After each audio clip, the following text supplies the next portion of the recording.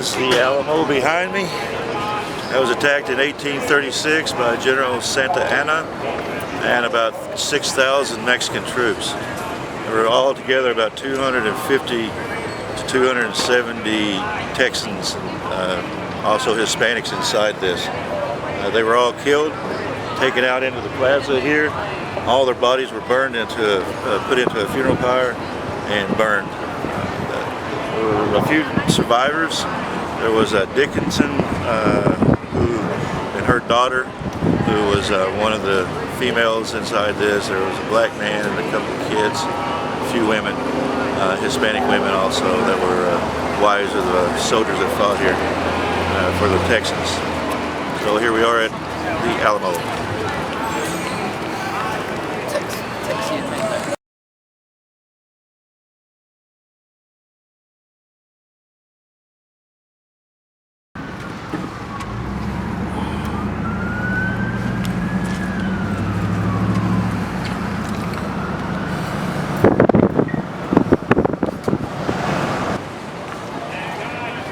There were several Masons in the Alamo, including William Barrett Travis, Davy Crockett, James Baum, James Boyd, James Bonham, and Almiron Dickinson.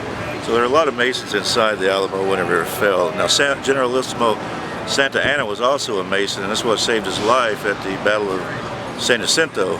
He gave the Grand Hailing Distress Symbol to Sam Houston when he was put up in front of a firing squad, whenever he was identified by his underwear that he was wearing. He was wearing silk underwear, and that's how the Texans knew that that was General Santa Anna. This was at the Battle of San Jacinto much later, several months later. But anyhow, there were several Masons. Masons had a big part of the Alamo and the defense of Texas and independence of Texas, as well as the Knights of the Golden Circle. We'll remember that a lot of the Knights of the Golden Circle were also members of the Masonic Lodge.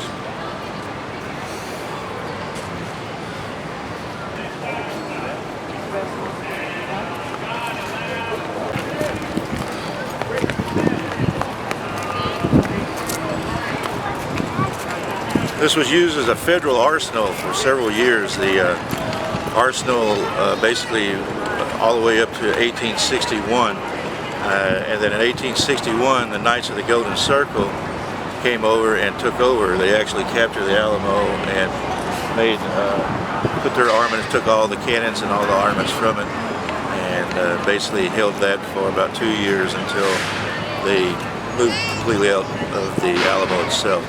So that was the last of the Alamo being used as any kind of an arsenal or fortress, and that was in 1861.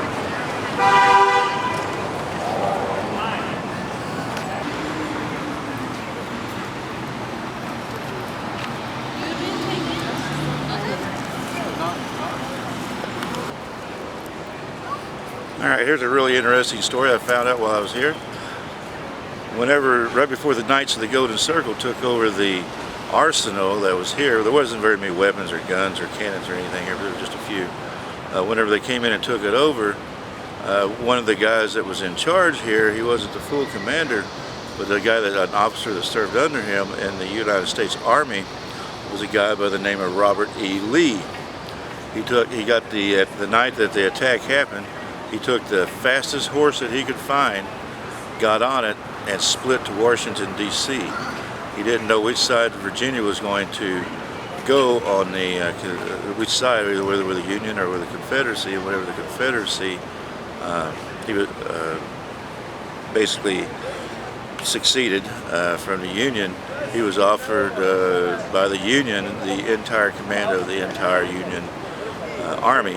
He turned it down and went to the Confederacy and became a general, the famous General Robert E. Lee that he was for the Confederacy.